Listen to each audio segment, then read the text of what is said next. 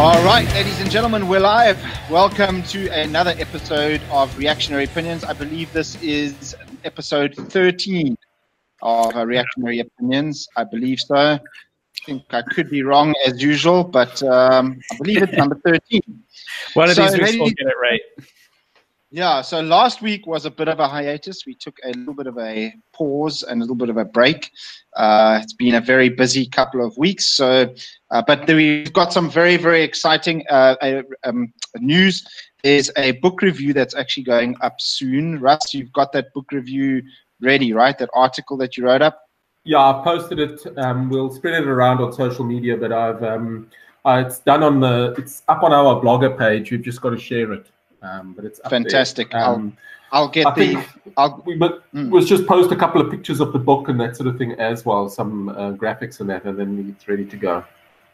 Awesome, fantastic. I'll also be making a video out of that as well for those of our listeners that don't like the joys of reading.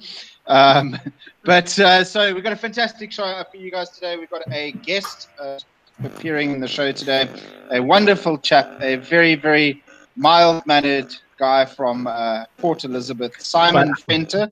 But high IQ, very high IQ. Yes, mild-mannered, high IQ. Most mild-mannered people are very high IQ. That's why my manners are so shitty. So anyway, guys, let's jump into meme of the week. This is a hilarious meme. We all know about the attacks on the oil rig in Iran, right? We all know about that. We've got the meme of the week, which is Jussie Smollett, which is a picture of him saying, "Iran attacked me too." I think that was quite funny. It's a great meme. It's a great meme. So, ladies and gentlemen, we also have, very interesting sponsor that we've got coming on the show this week. He is an astute lawyer, an attorney, a man of law, and also a man of Satan. We have a very, very dark creature as our sponsor. So without further ado, here's a message from our sponsors.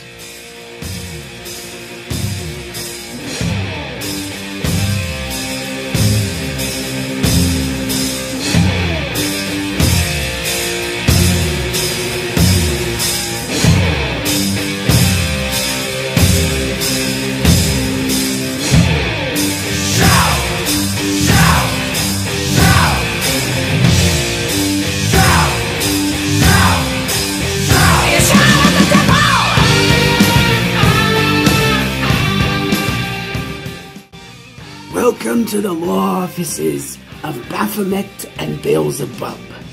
Have a seat. Make yourself uncomfortable. As a literal satanic lawyer, I've had to sell bad or dishonest ideas for years. So let me assuage your misgivings about this liberalism business. It is a well-known fact among experts that the Enlightenment brought about the Great Leap Forward, resulting in the liquidation of tens of millions of poor Chinamen. The plus side, long-term ecological impact is significantly reduced. And let us not forget the tech blessings with this here $100,000 golden watch, linked, I might add, to Bluetooth, so the oligarchs can hear my daily conversations, global position, and be thus better suited to sell me things I don't need for money I don't have, while funneling my information to the deep state. Surely, this is better than living under the auspices of a God-fearing monarch.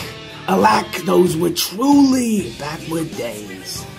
Fortunately, all that has gone way of the dinosaur. Thanks be to great liberal thinkers like Rousseau, great men whose family life was a perfect pastoral humanist existence, untainted by religion. It is better to live the life of the mind than encumbered by the yoke of unwanted children. The notion of familial responsibility and paternal authority is an idea positively from the Dark Ages. That, of course, and defecating in public.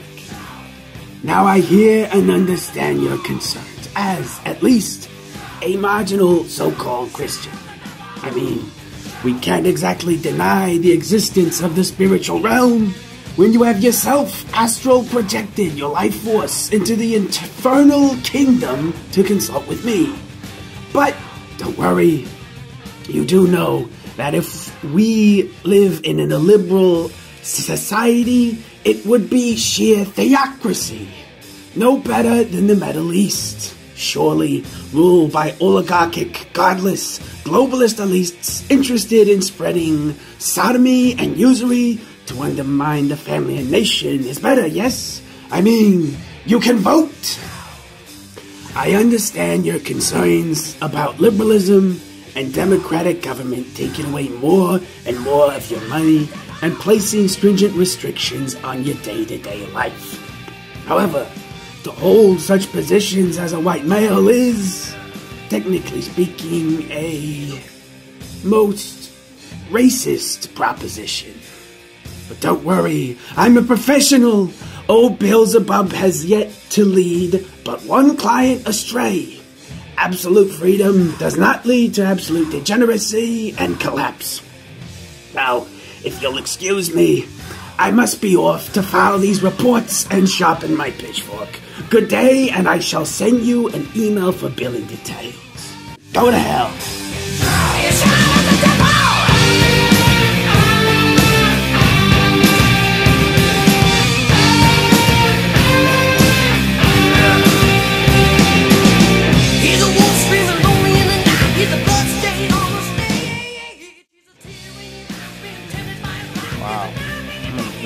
Devil's advocate.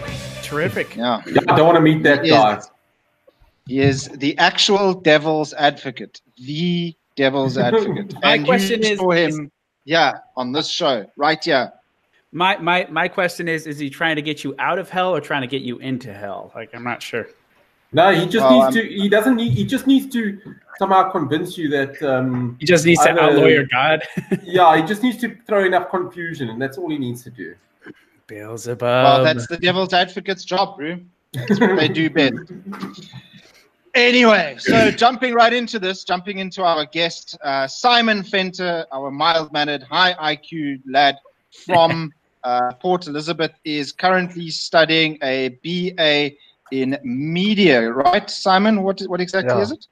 BA in media, communication, and culture. Fantastic. So tell you what, Simon, why don't you sort of run us through your history and answer this one question over here. Who is this Simon Goofball, and what exactly are you studying? Okay, so I have recently moved to Port Elizabeth to study. Like I said, I'm studying a BA in media, communication, and culture. The long-term goal is to go into film and arts in general, so I'm also painting on the side, and I would say my interests in politics and philosophy, etc., kind of were aroused probably 2 or 3 years ago, and ever since then I've just enjoyed, reading, listening to podcasts, learning more about various ideas, philosophies, and quite frankly, it's interesting.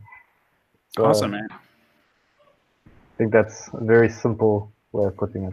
Cool. And specifically, I have a question about your degree. So you said media and emphasis, media, communication, and culture. Yeah.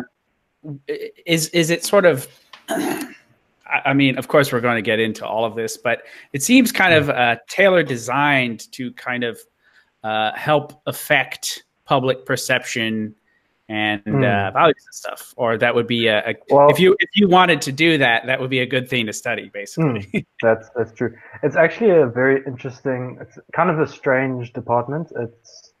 The degree is the main point of the language, media and communication. The School of Language, Journalism, and Philosophy. So they've mixed at NMU philosophy with journalism and languages, which is a bit strange. But anyway, in Doesn't this surprise specific, me. it is unusual, but yes, not surprising. So this degree, what you can do is you can actually, there's two sides of it. Either you can be the capitalist and go into advertising and PR, or you can be someone who wants to rag on the capitalists or companies and go the way of public administration or cultural studies or media studies. So it's actually a bit of, as a department, it's a bit, as a degree, it's a bit interesting in that it has both sides. So it's not like, I would not say it's weighted too heavily towards one, but recently I think it has been more weighted towards the side of cultural studies, because that has been made a compulsory module from first to third year. But even then, sorry, yeah? Any space for reactionaries in there? Oh yeah, of course.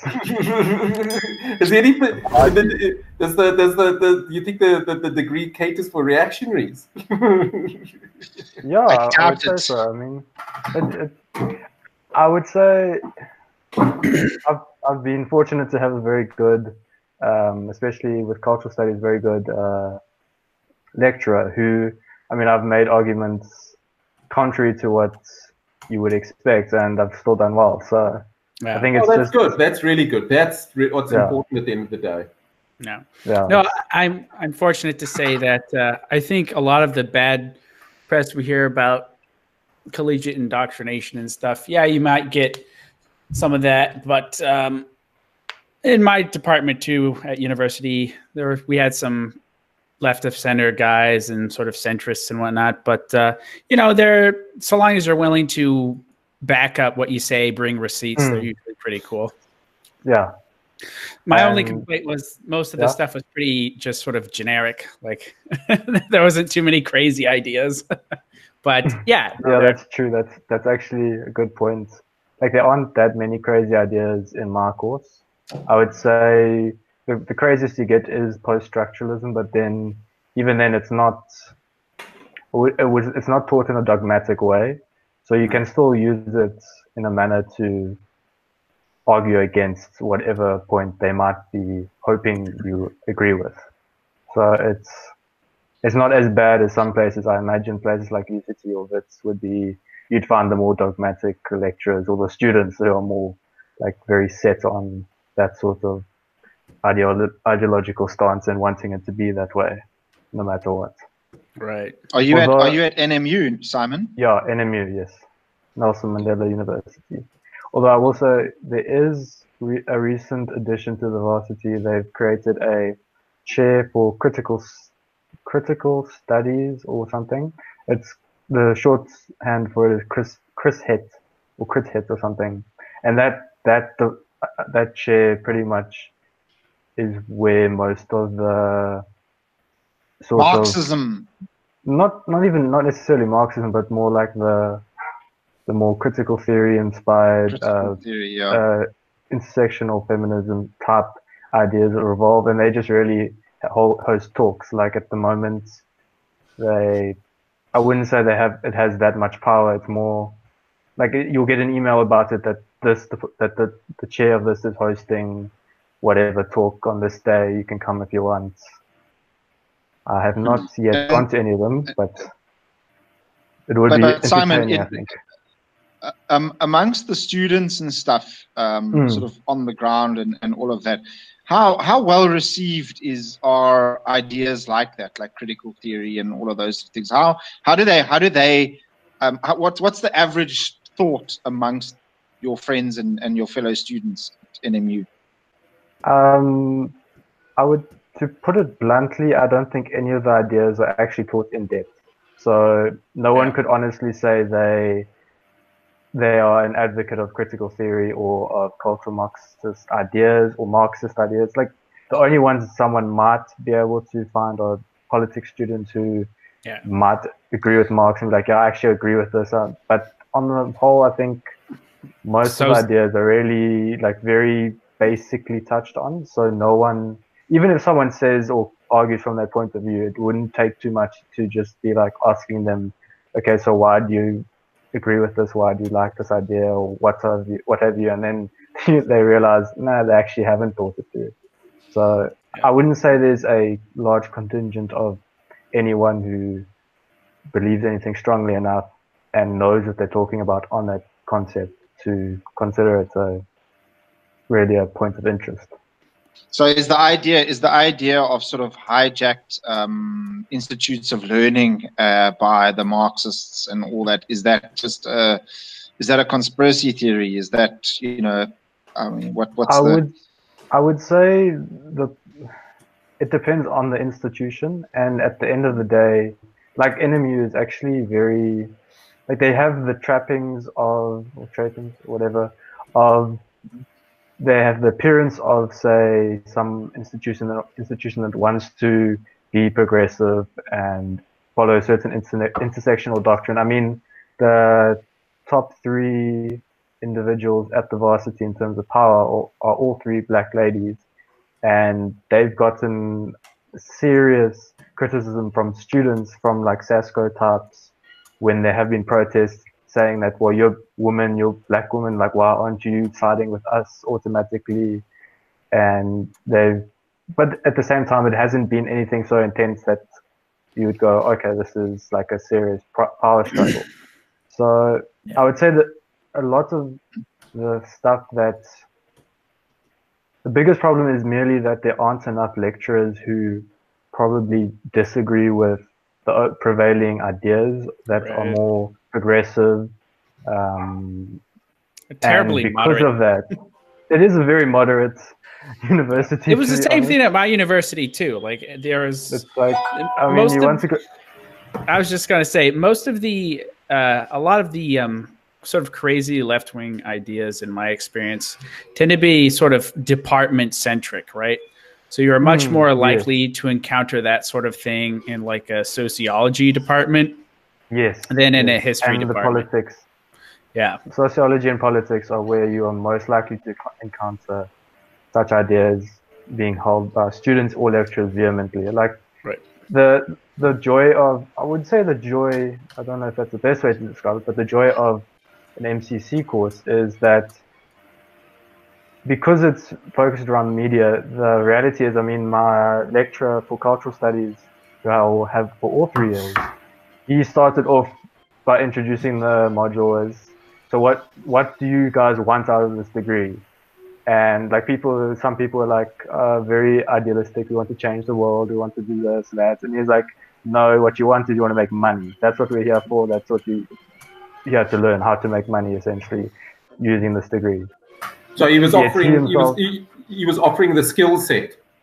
Yeah, he was essentially saying what you're going to learn in this degree, in this course, are skills that you can then go out and market yourself with. Correct. Well, that's the right thing. That's the right thing.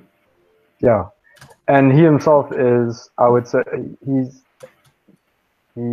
by his own admission, has been influenced heavily by initially Marx and then Foucault. So, and I think it's Foucault that has probably influenced him the most in his later life. And you can see that just in the way he makes his arguments, in the way he approaches it from like a more honest view of the post-structuralist, as opposed to being, because once you accept that, you can't really be too dogmatic. Yeah, in terms of disagreeing. Yeah, because at that point, that line of thinking, at a certain point, it's almost like how would you say it? Like the classical Greek skeptics, where they just sort of question everything. So it's kind of circular, and at a certain point, so you can actually have interesting dialogue with these people. Oh yeah, definitely. Kind of by definition, they don't have any answers though. So yeah, it's only so they can't take a concrete stance on anything, except that they can't take a concrete stance on anything. So, right. Exactly. But hey, listen, if that's their stance and they're just giving you the skill set, and then it's everybody's decision after that, that's not necessarily a bad position. For somebody at university teaching university kids. it is a very good position to hold. I mean, I think as much as initially I did not enjoy aspects of the course, I have come to appreciate it in that I've been exposed to ideas I typically would not have, and because I don't come from a position of agreeing with certain premises, it's challenged me, and I've been able to better understand my own viewpoint as well as understanding the other viewpoints. Whereas I think if you come at it from a position where you already are inclined towards that thought path, I think you don't learn as much. Yeah. Yeah. Sorry, Simon, I interrupted. No, it's fine. I was just going to say, so it has value indeed, but I would say the thing is with the humanities, it is, I think if I'd done a straight BA, then I would not have enjoyed it, because if you do, I mean, at NMU, the history department is not good. It's falling apart. The sociology department is also kind of falling apart.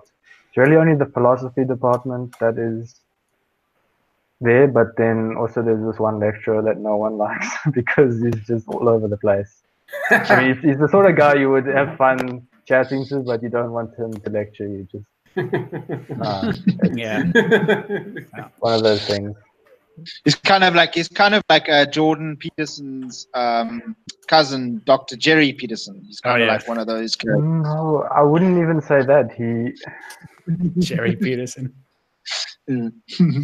If Jordan Peterson was smoking dacha and living in a cabin in the woods, like his cousin Jerry Peterson. Yeah. I don't know if you're catching, but yeah, we did a skit. I think in the last episode where we had like our sponsor last week was Jerry Peterson, and it's ridiculous.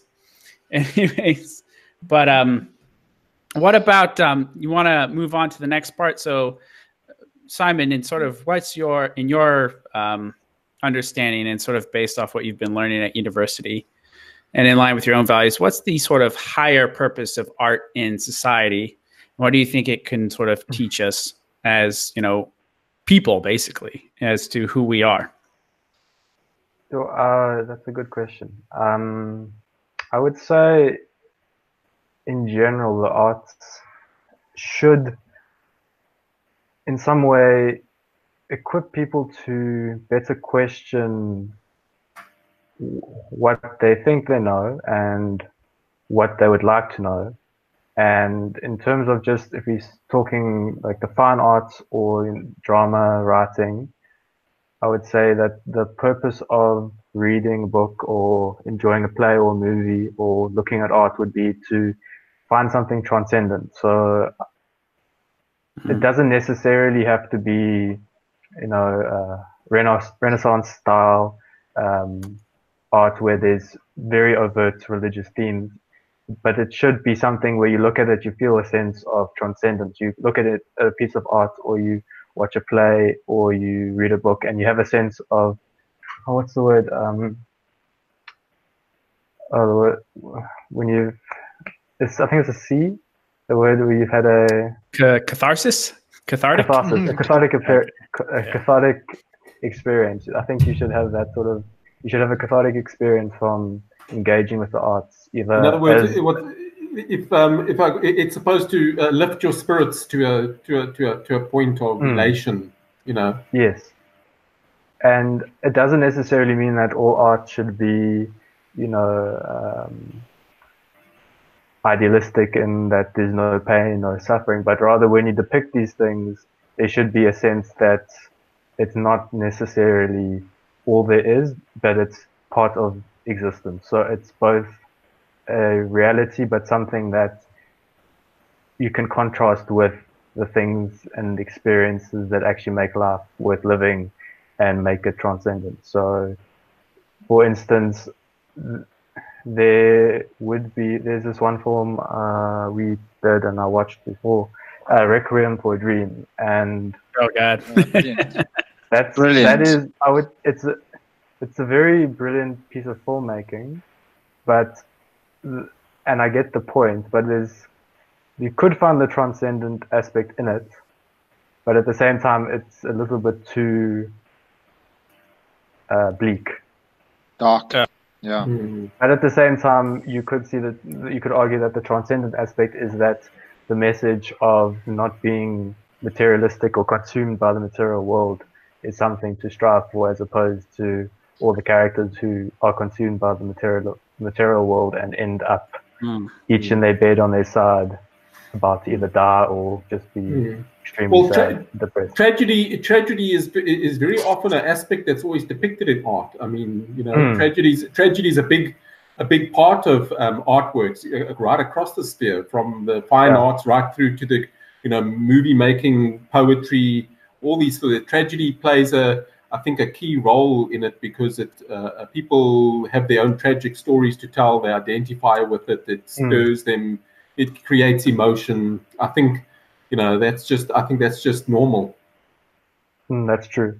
I think the best way to contrast it would be to the conceptual art that is more prevalent in universities or like high-end galleries, but conceptual art where the concept is, in a sense, good, but the actual practice, you look at it and you wonder, like, it's a bit of a stretch, and it doesn't.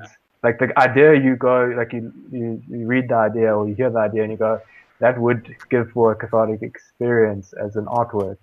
But when you actually look at the art, it doesn't give you that experience.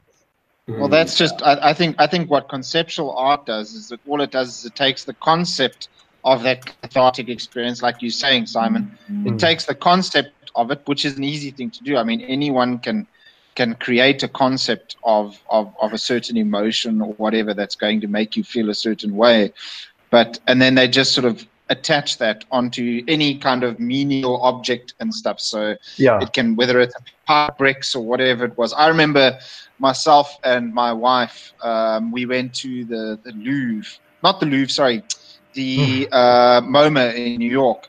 Yes. And true story. Okay, so there's some brilliant works in the MoMA. There's a couple of Van Goghs there. There's some Monets. There's some really impressive artwork. And we walked into one room, and no joke, Simon, there was a perfectly laid out a bunch of bricks on the floor, as if someone had paved those bricks on the floor, like outside at a Briar area or something. Perfectly the same sort of face bricks on the floor, and there was a little sign next to it that read all kinds of like emotions, and these bricks are there to explain that life can pull you down, even though it's formations, and even though the life is organized and precise and all that sort of thing. It's heavy on you and it pulls you down, and that sort of thing. So you can take that emotion, that feeling, and you can attach it to anything. And I think that's completely wrong, because I do personally think, and I think I told you this, Simon, but I sold art for 7 years on cruise ships and stuff, and I do think personally, I think that aesthetics play a big part of that, with stimulating the visual with the mental or the emotional thing, and the aesthetics and stuff play a big part in that. So and connecting the two together. Yeah, and also the spiritual angle too. I mean, there's a reason why in religious traditions all across the world, art plays such a huge impact, whether it's music or visual. Like in my experience, I'm kind of converting to Orthodox Christianity, and the icons are drawn in a very deliberate way. And there's never really any horizon, because they're designed to sort of be like windows into eternity, basically. So there's no real depth, kind of. They're just kind of keep going. And the whole purpose of the art is to elate the spirit and convey a sense of, greatness, of transcendence, like we've been talking about. But I guess one of my problems with a lot of modern art these days is there's no beauty to it, because you can even look at like you can have a painting that is maybe dark and depressing, even, but it's still beautiful. But it's still beautiful. Like a classic example, I don't know if you guys ever saw the painting Ivan the Terrible and his son. whereas basically a picture, it was a famous painting in the 1800s, but it's basically a picture, as history has it, Ivan the Terrible, one of the czars of Russia, like in a rage, like hit his son over the head and like killed him, and it shows him like holding his son, and he's dead. It's very dark and like a very haunting painting, but it's a masterpiece. Like you look at, just you get goosebumps, even though it is kind of not, it's not really a very happy message to it or anything, but it affects you in like a really good way. Well, that's a very interesting point, and I'd like to ask Simon a question about this. Simon, do you think beauty, as Dylan just described it now, beauty sort of evoking a emotion and stuff in you, do you think beauty has become relative? Like, is it no longer a standard when it comes to beauty? We know this. We understand this where in the world today, where we have things like body positivity and all this weird stuff, where beauty now is whatever. You can be morbidly obese and still be beautiful. Is it the same thing in art?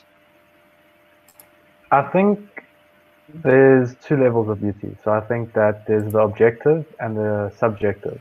So I would say the objective standard of beauty is what comes about when people all agree, not necessarily consciously, on what is beautiful. So in art, you'll often find the things that still exist from artists from 100 years ago, 200 years ago, etc., are the things that society and people have found to be beautiful.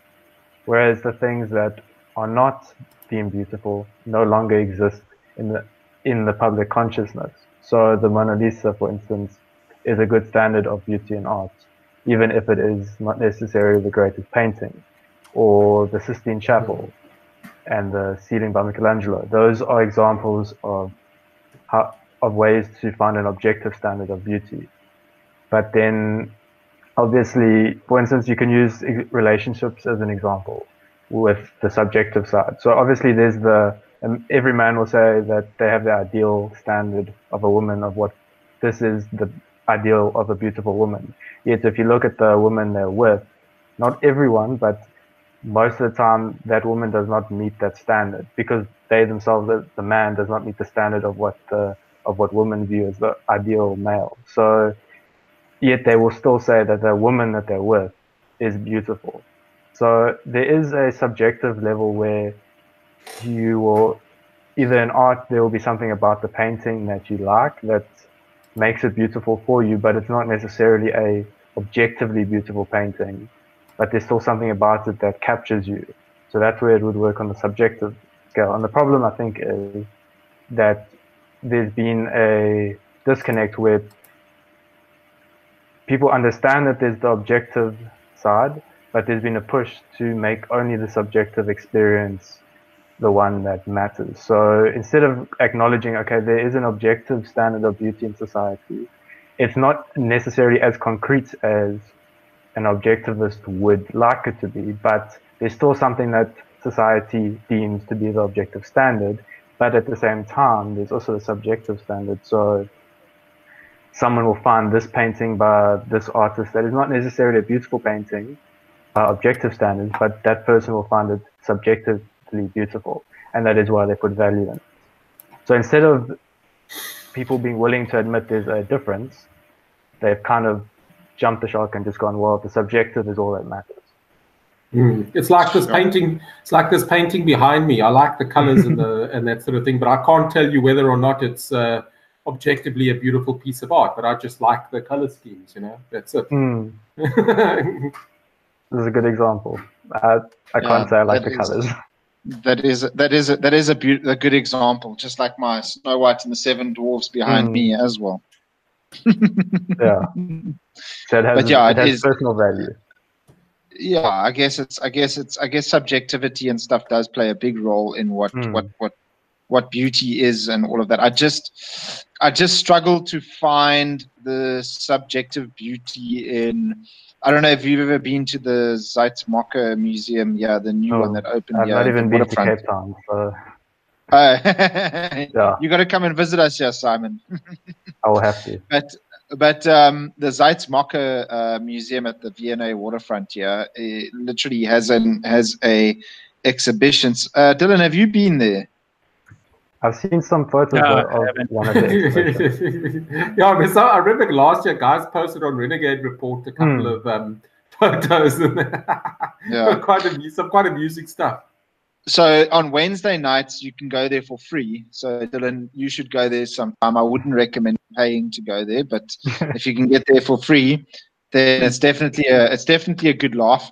So there's literally a room that you walk into, and there's a whole bunch of Black Label quart bottles hanging from ropes, hanging from the roof. Yes, I've seen it. And I'm sorry, I mean, this is the whole logic where you attach some sort of cathartic feeling and stuff to menial objects that have got absolutely no connection with any emotion at all. And then you kind of, it's a very interesting thing. I'm fascinated. I'm actually really fascinated by this by what's it called, conceptual art and stuff. I'm really fascinated by how people can attach an emotion to. I struggle. Sorry, Simon. I struggle to find the subjectivity in that kind of beauty. You just can't. I find that type of thing. If it is a subjective type of beauty and it's subjective to the person that's creating it, then surely that person is incredibly shallow. You know what I mean? That's just the way I see it. I mean, I'm not saying I'm right, but that's just the way I feel about the person. If you produce something like that, it's not really, even if it is subjective, it's not producing anything unique or anything special. You know what I mean? No, but Russell, like as our friend Devil's Advocate would say, it's actually deep because you don't understand it. You see? Oh no! Get it? Please don't. No, it's deep. No, it's not shallow. No. It's deep because you're the shallow one because you don't understand it. Get it, man? You just don't get it. Yeah. Okay. No. All right. I'll take the rap. I'll take the rap. I'm shallow. But Simon, do you agree with us? I mean, how much of that how much are you exposed to that sort of thing? I haven't experienced a lot of conceptual art, but in my understanding of it, the whole point of it is not to be beautiful. So in conceptual art, there is no purpose of it to be visually appealing or aesthetically pleasing. No artist who creates conceptual art ever, if you were to ask them, I can't say they would ever honestly say, yes, I'm trying to create something beautiful, because I think with conceptual art and those who are fans of it and view it as the epitome of art, they're very much against what would be deemed sentimental art. So portraiture is something that if you were to show it to them, they'd say, well, this is too sentimental.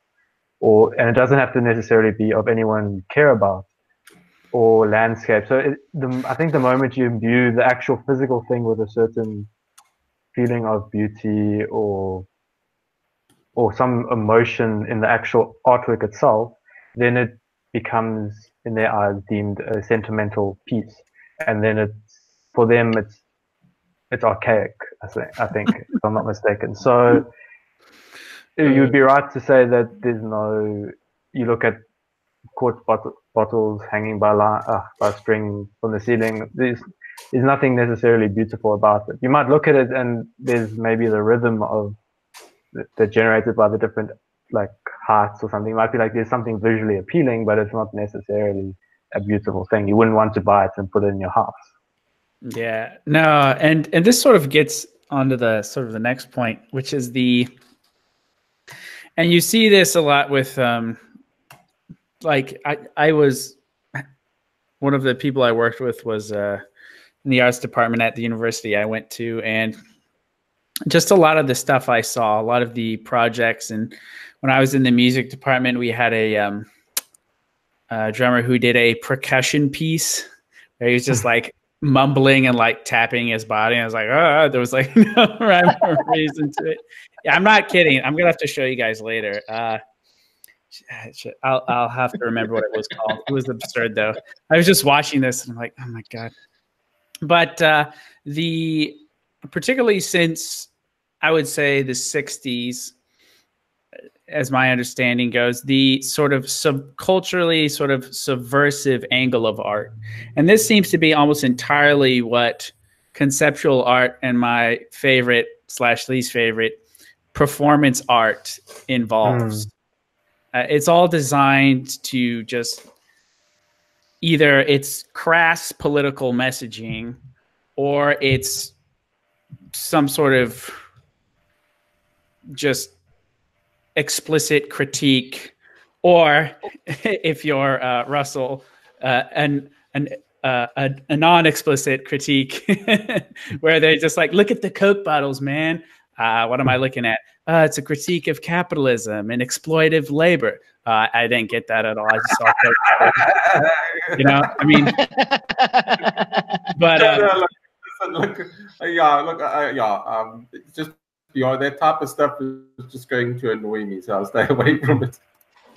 Yeah, no, me too. So, what this sort of, and I think to a certain degree, artists have been kind of a how do you say it? Sort of an edgy lot across history, but the sort of culturally subversive angle of art and how it's designed to, with this conceptual art and performance art to sort of subvert society. What's your sort of take on that, and where do you think its sort of origins are? I don't know. I'm not sure all subversive art is necessarily subversive. So, for example, just one of the modules I have is English, popular literature and subversion. And the point of it is to read books that are deemed subversive in some sense and find out how subversive they are and whether or not they actually are subversive in the first place. And one of the books you read was The Blessed Girl, which is a story about a blessee and her various blessers and what happens to her.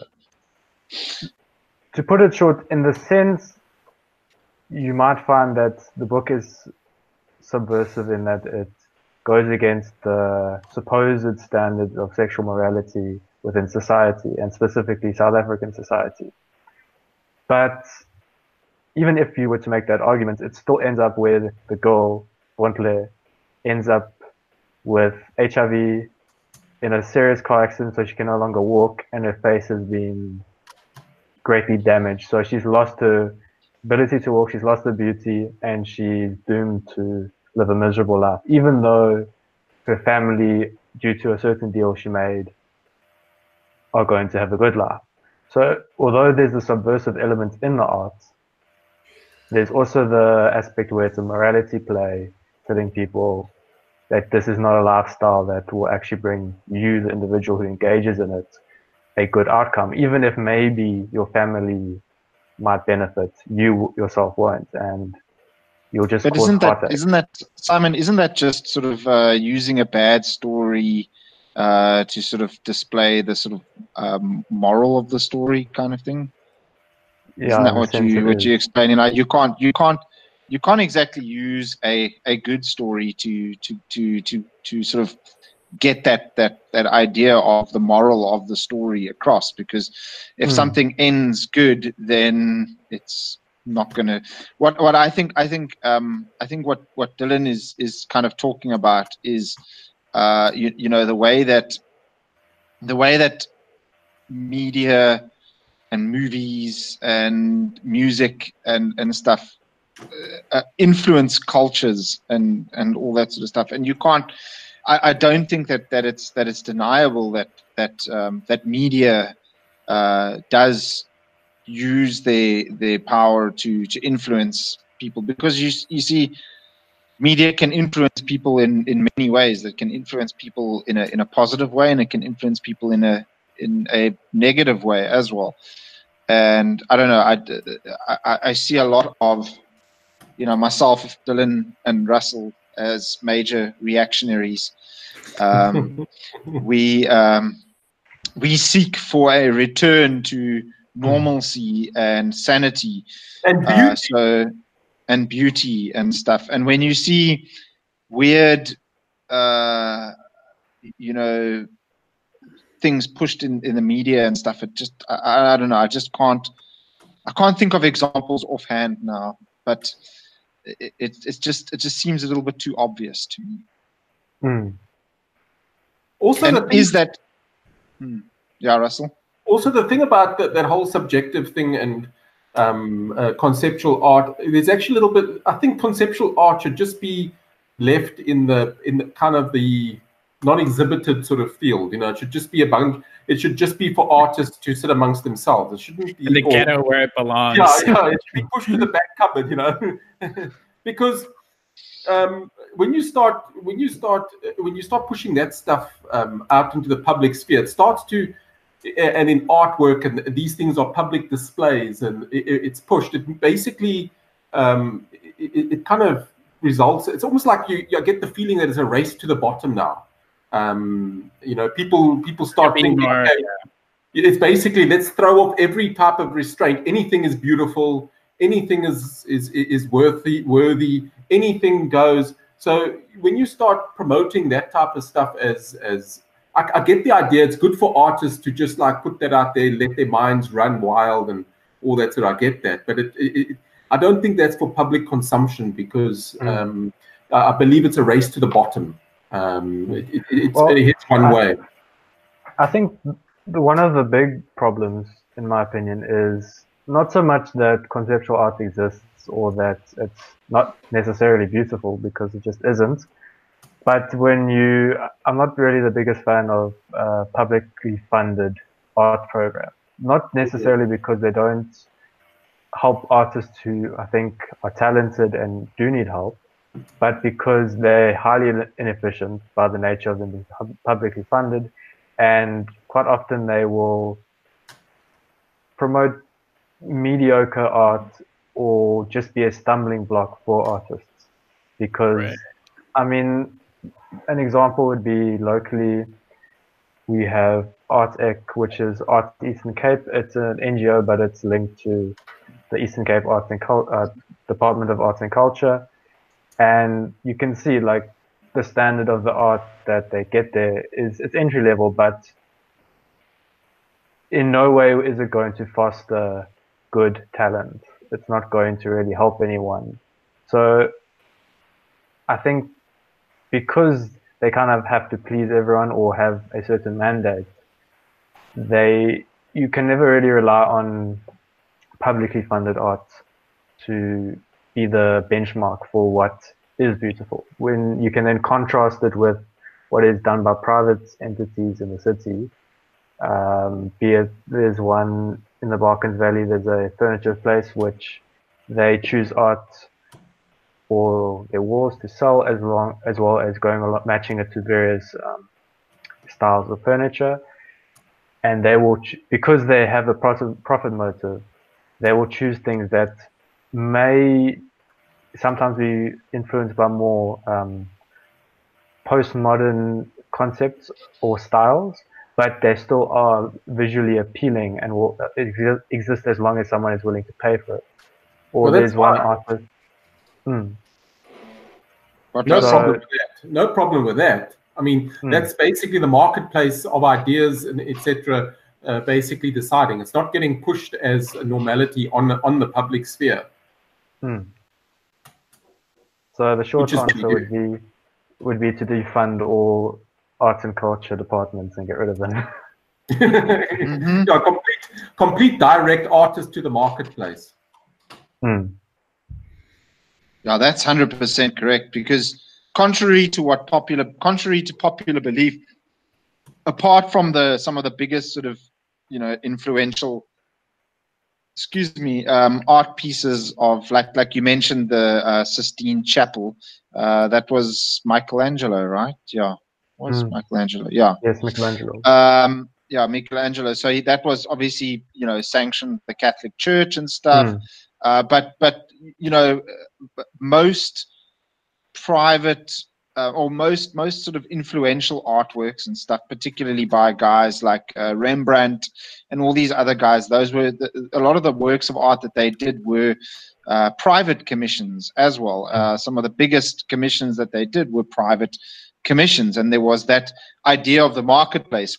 Guys like Picasso, guys like Monet, all of them, they all went out there and in their own private capacity made a name for themselves by selling to private dealers, going and doing private exhibitions and stuff, because it was, like Russell said, it was the marketplace of ideas, and those ideas were then sort of carried on through influences to other artists and stuff, and that's perfectly fine, because then what you have is you have the creme de la creme floating to the top, and not some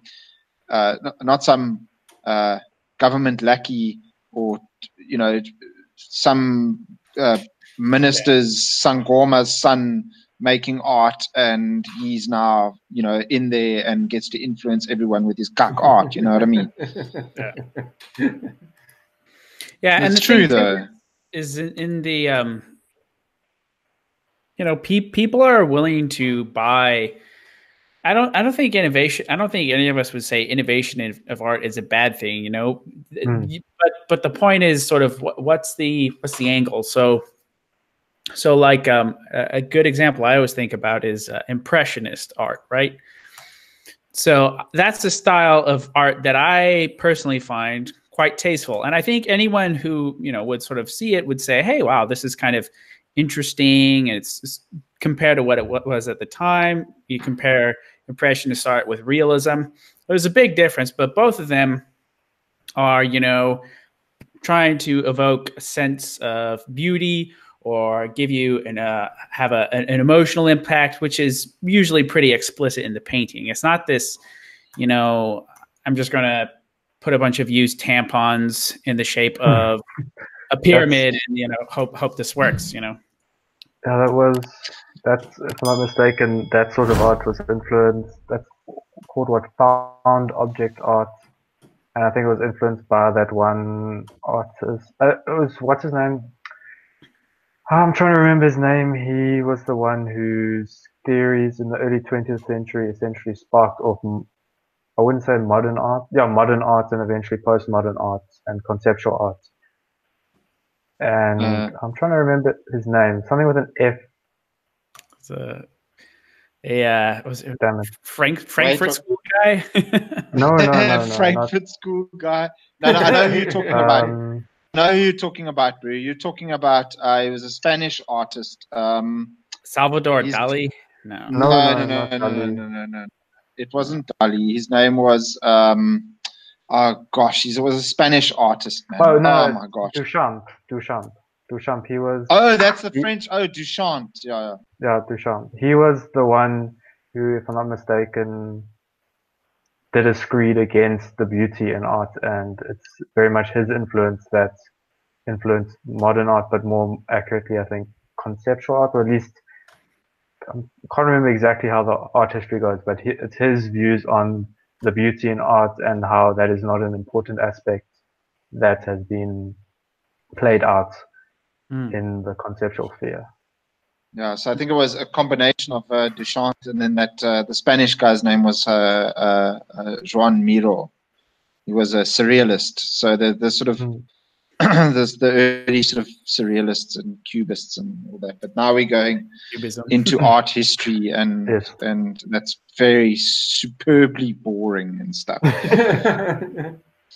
So you get a lot of oaks that are like, I have a degree in art history. I'm an art history major, and I'm like, wow, you must be an incredibly boring person, because art history is not interesting. I had to study art history as well when I worked on cruise ships, and it's boring. But anyway, Simon, is there? I mean, we did touch on this in the beginning. Is there a Dylan? You mind if I go on to point 5? Yeah, go for it. Is there a tie between sort of critical theory, cultural Marxism stuff, does it exist in your curriculum? I know that you said that it doesn't, but how does it? Is there anything like that, and does it affect your curriculum? I know that we did touch on this a little bit, but I just want to sort of clarify that. Okay. Well, the best way to put it, if I remember, is critical theory. The only time it was ever truly touched on was in my media studies module that I did last year. And it was really just a footnote in the book. Well, not a footnote, but there was a short little period where you had to know what the theory was, how they approached it. And critical theory is where you eventually, from critical theory, you go to post-colonial theory, you don't go to feminist theory, but that is linked. And I can't actually remember exactly its premises, but in my degree, it's not really something. My degree, I would say, when it comes to cultural studies, is more focused on a post-structural viewpoint, with your Judith Butlers, your Foucaults. I would say those are the two major names in terms of the theories. But even then, Butler at least is not taken deeply seriously to the point of being someone you have to revere. But that's also because we're not doing gender studies. So I think if it was gender studies, then she would play a far greater role. But in terms of cultural Marxism, the interesting thing about that I found is in my third year, I know that one of the cultural studies modules will actually deal with that in terms of its viewpoints on what it is and isn't. And there was actually a very interesting video on YouTube by Chris Dangerfield. And I think what really makes it a valuable watch is that he critiques Paul Joseph Watson's one video on culture. And he makes the argument that Watson is essentially making a cultural Marxist argument against current cultural trends because he doesn't actually completely understand what the Frankfurt School's views of the problems with culture were. And the point that he makes, and if I remember Dangerfield, he used to be a commie and he studied these modules and these courses at varsity. And he said that guys like Horkheimer and I'm trying to remember the others who were the forerunners of the Frankfurt School, their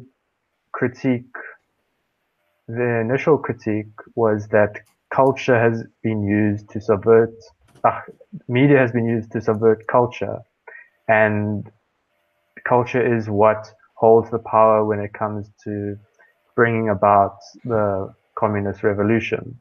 So they made the note of how a place like America, where capitalism seemed so advanced in comparison to Europe, or even Western Europe versus Eastern Europe, they were concerned with how, like, the communist revolution came in the East where most people were farmers, whereas in the West where it was more industrialized, it wasn't happening. And their conclusion was culture was the way to affect change. But then their critique of culture is very conservative in terms of what they viewed as being degenerate. And they viewed capitalism as a vehicle for promoting degeneracy. Mm-hmm. Oh, I love that word. And by Simon, you know how to turn me on, hey, with those words. Okay. Degeneracy and stuff. And by extension, the control of the media is the best way to alter society's views. Correct. Manufacture. But then when they, if I'm not mistaken, when they moved to the States because of Nazi occupation or persecution or whatever, they realized that even though the media can attempt to sway public opinion, it doesn't have as much power as they had initially thought. And then there's people who then came after them and critiqued them and just said that they're wrong and that the media doesn't really hold nearly as much power as anyone thinks. So it's interesting, but I would say the aspect that they've mostly influenced people on would be with regards to, I think, free speech, if I'm not mistaken, or the idea of how speech can be violent or something. I can't remember. There's that one of their theorists, he wrote an article. I can't remember how it went, but essentially it comes down to how free speech in an absolute sense cannot exist. And then that's why there should be protections against certain words, certain classes of people.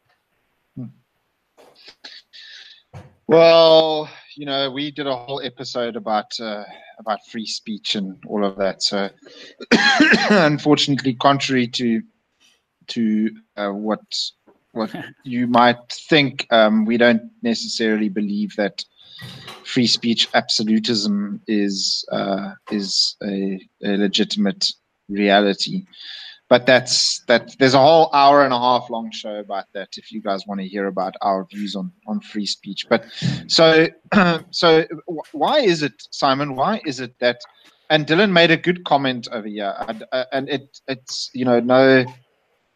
You must be a rose amongst the thorns and stuff when you chat to your friends in class and stuff about I suppose it's probably a subject that you would avoid at all costs, especially at university and stuff. But why is it that so many art students seem to be, I mean, you can correct me if I'm wrong, seem to be commies in universities and stuff? Why is that? Is it just that they sort of drawn towards weird liberal ideas, or where does it come from in your mind? It depends when we're talking about art students, if we're talking about those within the humanities or actual art students, so those who create art. No, creating art, like you. Okay. Unfortunately, drawing, painting.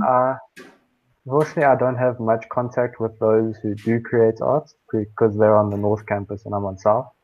But if I were to give my own theory, it would be, I can't remember, I think I got into a discussion on Twitter. Someone had posted something about art, or maybe it was Facebook, I don't know. But this one girl who was an art student somewhere or other was complaining about how, as an artist, when she's in university, she has to get critted by lecturers and get a figure or a number put on her art, like 70, 80, whatever. And then when it's in the real world now, you have a price tag put on it, and she just wants to create art because it's fun. And I think the problem is too many. If we're talking about art students, be they sculptors, painters, photographers, etc. When you're in university, when you're creating art, although you obviously have to pay for your degree, or if you're on a scholarship, etc., but some way it's getting paid for. You obviously have to pay for your supplies to a point. I don't know how much the varsity provides, but you're in an environment where you're getting the opportunity over 3 years or more, if you go further, to create art, essentially in a very controlled environment where, even though, yes, marks are what you get in return, you don't have to worry about, okay, if you don't sell any paintings, you're not going to be able to buy more supplies to create more art. There's no motivation, or there's no sense of reality. So when you have your first exhibition, if you do, I know to third year there will be a third year exhibition, and then obviously honors and masters exhibitions. It's very much, you don't have to do a lot to get people to see your art. So the varsity will do all the advertising for the exhibitions. There will be invited guests. So you have a very false sense of what the art world is actually like and what it is like creating art. And then you also, I think, will have the sense of, I want to create art. There's also very much a push against commercialism. So when you're in the real world, you're going to have to face it. You have to be a commercial artist of some sort. Mm-hmm. So it creates a false sense of reality. And I think also there's also the theories that many great artists did, or at least famous artists were in some way socialist or Marxist, and that you'll get taught about them and their ideas. So it's that sort of environment where it's just the only thing you're exposed to. And instead of being critical, which is ironic, you end up just taking it whole cloth. Exactly. That's a terrible expression, I think. Look, Simon, I mean, the thing is, people will, at the end of the day, Scott will attest to that, people will pay good money for good art. The guys coming through, all they're going to do is just concentrate on their skill set, get a feel for it, and develop it. Even no matter what profession you go into, even my profession, I've been in it for almost 20 odd years. I still don't know everything.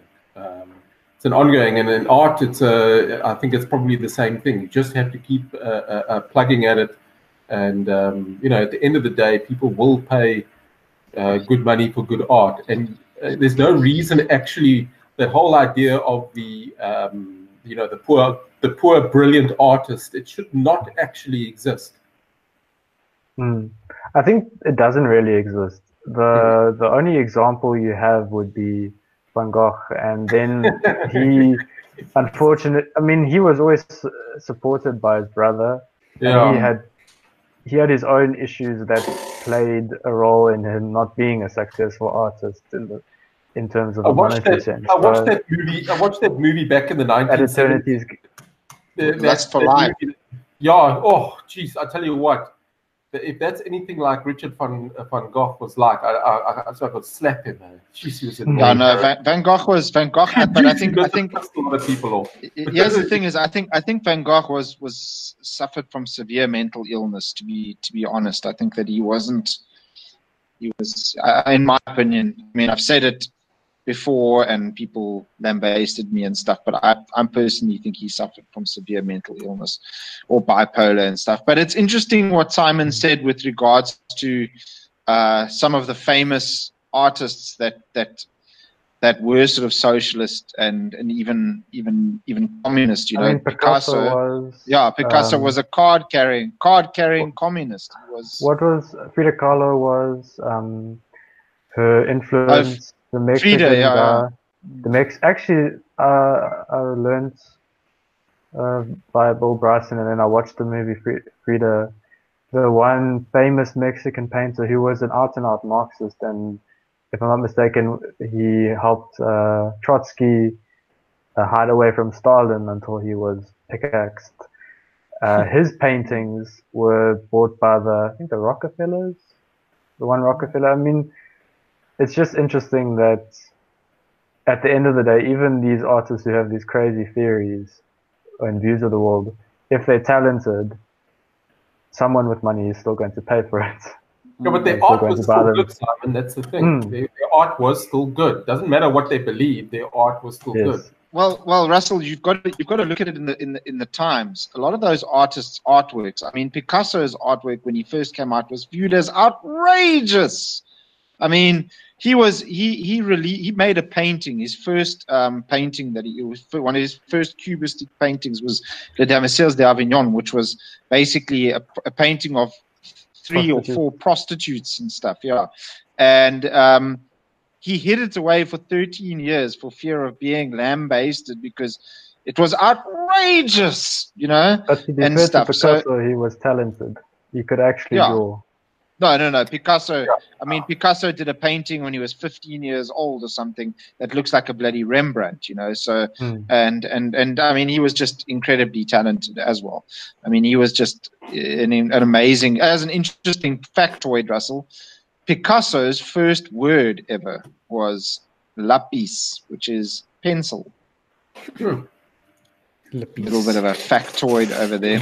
So, but I find it interesting, and this is what I want to. And Simon, you can correct me if you think I'm wrong with regards to this, but I find this particularly interesting because when you have high-end art collectors, because remember Picasso and all those Oaks, Monet, all of them, they made their names in the private sector by private collectors, a lot of them. Yeah. Okay?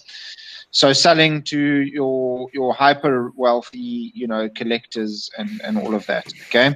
And a lot of those oaks, Russell, a lot of the super wealthy and stuff were pretty much the same as they are today. They were sort of fascinated by the outrageous and the taboo and that sort of thing. And the beautiful. I don't know. I think that's where. And sorry, what is that, Simon? And the beautiful.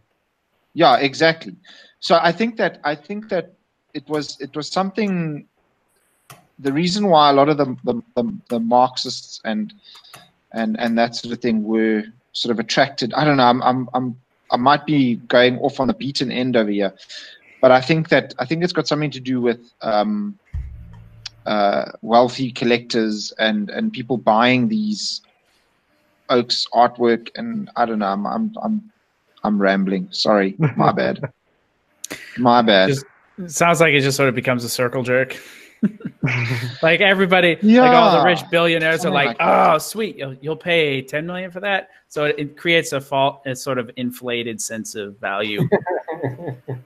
It almost like an in club, like a club, like a what's the word? A bourgeoisie kind of. Yeah, a very bourgeois vibe. Yeah.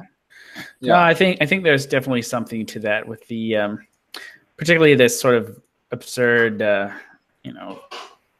modern art stuff that you often find. It's very, it seems like, I think that the way it's mostly sort of subversive is that I sort of subscribe to the idea that most of the movement in society that happens is done through elites. Normal people don't tend to change things. Yep. That's very true. Amongst the normal populace, they just tend to kind of go with whatever. Fortunately and unfortunately, that means people have a very conservative sort of temperament. They don't like to change too much. But where I think art has its most sort of subversive angle and sort of where you see these billionaires and, important individuals trading in this stuff, it's culturally subversive in the sense that it affects these types of people, not necessarily the public at large, but sort of the decision makers and whatnot. And then so what their perception of what is good and beautiful and whatnot gets warped and twisted. And then they, in turn, impose that on the rest of us. It's kind of sort of how it is. So it's kind of a top-down sort of idea. But anyways, that's just sort of my speculation. Is that not kind of linked in where, media influencing the public as well? Because we all know the wealthy people and the rich oaks and stuff run those media outlets and stuff as well. Yeah, but as Simon was saying, weren't you just talking about how some people theorize that the effects of media on the public at large might be less than we're inclined to believe, or what were you saying about that? Just that initially the Frankfurt School theorized that if the media portrays life a certain way or aims to push a certain idea, the public will just go along with it. And their critics, who were also Marxists of some kind, or the critical theorists, I forget, then pushed back saying that actually it's not as simple as that, because there are more than one influence in the person's life. So they may watch something on TV or see something, hear something on the radio, but then there's still, if they go to church, there's still that influence. Who they hang out with is that influence. Where they work is that influence. So there's so many various influences that it's not necessarily the case that media will influence them to see something and then act upon it. And even if it is more prevalent, there's just so many different ways in which one could be influenced by various different ideas that it's not obvious which one will win out. Mm-hmm. And then at the end of the day, you must still take into account that if people choose to act a certain way, they've made that choice to act that way. And I think that if, for example, just to backtrack to the point of the uber wealthy and their influence on the arts, the problem is not so much that they can support artists who have ideas that one may disagree with, but more that you have to wonder why it is that they do not have their own set of values that would in a sense, convict them not to support a certain artist, or buy a certain work, or support something that promotes a certain lifestyle. So the problem is not so much that they have the power to influence people, but more that they themselves have subscribed to an idea of what is right and wrong that is not conducive to a good society. Well, this is the whole logic behind it, is that, you know, Picasso was doing this outrageous sort of artwork and stuff that was considered to be outrageous, and yeah, you have people collecting, and because here's the thing, Simon, I personally believe, like, you know, I have a nice art collection at home and stuff, and I personally believe that art collection is an extension of mine and my wife's personality and who we are and all of that. So it's bright, it's colorful, it's figurative, it's, you know, it's nice to look at, you know what I mean? Whereas if you have oaks that have, you know, dark, weird sort of stuff in their house, that's a reflection of their personality. And I think that's got to do with the rich people being caught in, or being attracted to the outrageous and the weird and the strange and that sort of thing. And that's why all the strangest and weirdest artwork sells for, you know, like you have a Jackson Pollock painting, which is abstract expressionism. I mean, look, I actually like a lot of abstract expressionist art, like the stuff behind Russell is abstract expressionism and stuff. And but you have a Jackson Pollock painting that is sort of monotonal and gray and dull and stuff, selling for $160 million, because the person that bought it is obviously an oak that is attracted to that sort of dark, scary, weird I stuff. think there's also the side where, in terms of a Pollock or similarly modern, valued modern artists, there's also the point where they don't necessarily think it's a beautiful piece of work. It's just a good way to invest and store wealth, because art will always gain value. So if you buy a Pollock, you don't necessarily think it's beautiful. You may. There's also, I think, with a Pollock, because of the sheer size of most of his paintings, there's an overwhelming essence to it that even if it's gray, you just look at it as like very overwhelming, and you can enjoy that experience. But if you're spending 100 million or millions of dollars on that, you're most likely doing that because A, it's a status symbol to be able to say, look, I bought this, or B, it's a way to store wealth against inflation or any other concerns. It's the pride before the fall, Simon. It's the pride before the fall. Well, actually, to talk on that point, there was a Japanese billionaire who bought, I can't remember which artist's work it was, but he bought a few by, I think it was Van Gogh or someone else, shortly after Japan had a massive economic boom and the Japanese became the major buyers of high-end art. He bought a number of these paintings at a time when then I think his company was looking a bit shaky, or when he was still doing well, but then his company took a turn, and instead of selling his art, he kept it. And it was just interesting to see that how much of a status symbol it is, and how much it is a thing that people would use to show that they are the big boys in the block. Mm-hmm.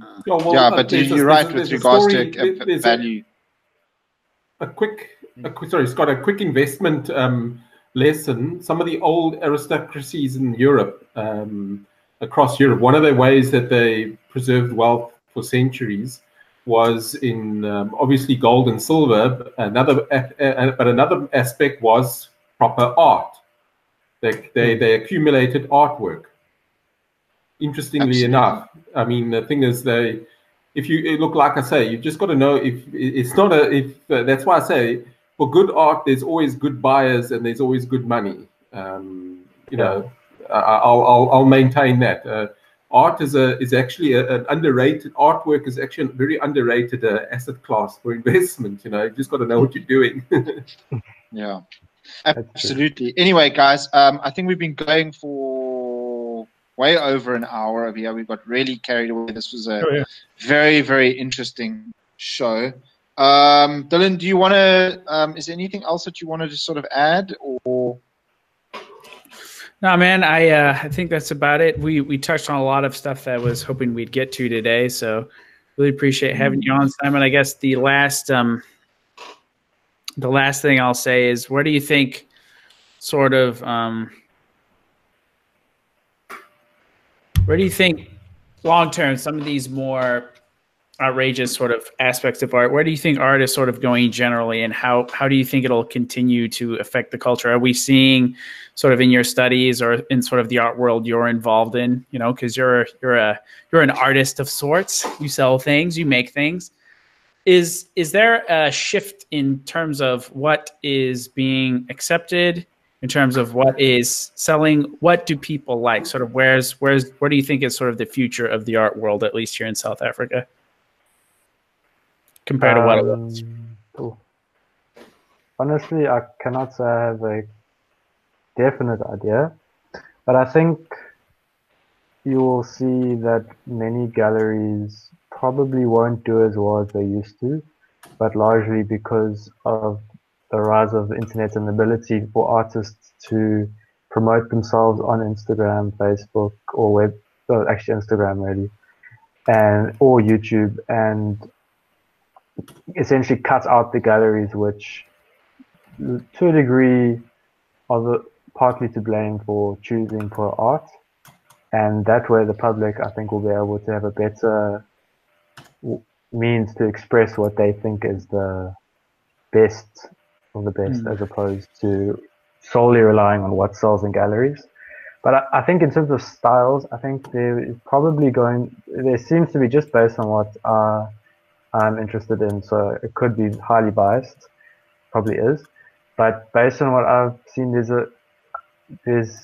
a sort of reappreciation of realist art, not necessarily photorealist. Actually, I would say definitely not photorealist, but something that art where people, if they are involved, or even just landscapes, are more representational of what actually exists around, as opposed to the abstract. And even in a sense, I think there's also a bit of a move toward mixing in the abstract and the conceptual into more representational or realist art, because that exists and it's something that's interesting. So instead of purely going, there's actually one artist I really like, Cesar Santos. He's a Cuban-American artist, and he's classically trained, and his whole approach is termed syncretism, where he takes the classical and then he also takes more modern aspects and mixes it together, and it creates something new and very, very beautiful, but also different. And I think that sort of approach is something that, if it isn't already gaining steam, will definitely, at least in the marketplace. Yeah, the funny thing is, Simon, is that what I've noticed, and what I noticed from my time selling artwork and stuff, and it's interesting that you just said that, is that, you know, you have the conceptual art selling in, or conceptual art displayed in galleries and museums and all that sort of stuff. But the stuff that people want to buy is, like you said, is the sort of the more aesthetically easy on the eye kind of stuff to look at, and that's it's just a reflection that the world hasn't really gone completely nuts yet. You know what I mean? No, not at all. And I think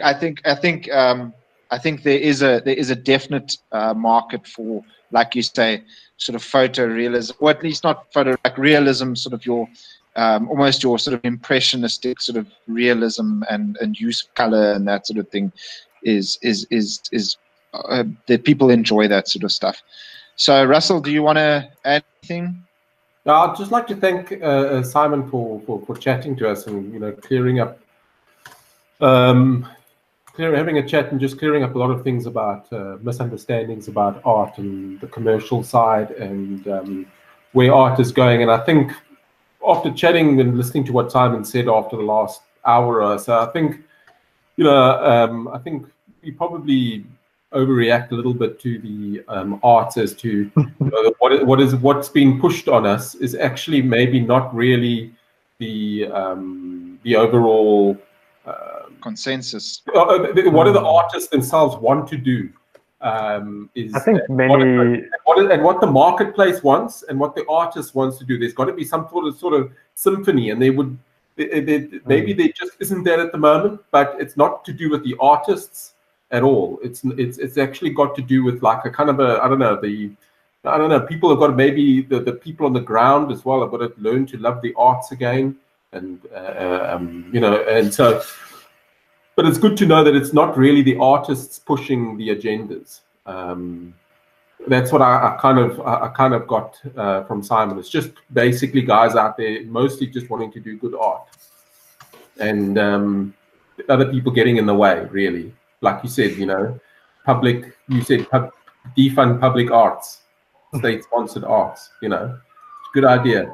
But thanks, you cleared up a lot of things. It was fascinating. That's a pleasure. I also think that just with artists, some artists do want to shock people, so they will be outrageous and they will do things that they think will cause a stir. Even if they don't necessarily believe in what they're doing, it's more the shock value that they like. So, like that. You can't always take it seriously. No, I don't know. I think she's like, on the one hand, she probably wants the shock value, but I think she also genuinely believes that. Yeah. She looks like the type that believes that. But anyway. Yeah. Simon, thank you so much for coming around. Simon, you just want to sort of where can people find you? Where can they find your art? Where can they look you up on Instagram and Facebook and all of that? You want to just let the viewers know? Okay, so on Facebook, my page is Simon Venter Art, and then on Instagram, it's @Simon__paints. Fantastic. Awesome. I'll vouch for you. Simon is an incredibly talented artist. What I'm going to do in this video is I'm actually going to insert little photos and stuff of Simon's work and stuff as we talking and all of that, so you can have a look and see what we're going to do. And in the links, I'll also put down in the comments section, I'll put down the links to Simon's Instagram and Facebook and all of that. Yeah. Thank you so much for hanging out with us, guys. Thank you so much, Simon. It's been an absolute pleasure. Thank you, Dylan, D-Dog, Russell. Yeah. Thanks, guys. Awesome. Yeah. Thanks so much for hanging out, guys. Stay reactionary out there because God wills it. God wills it.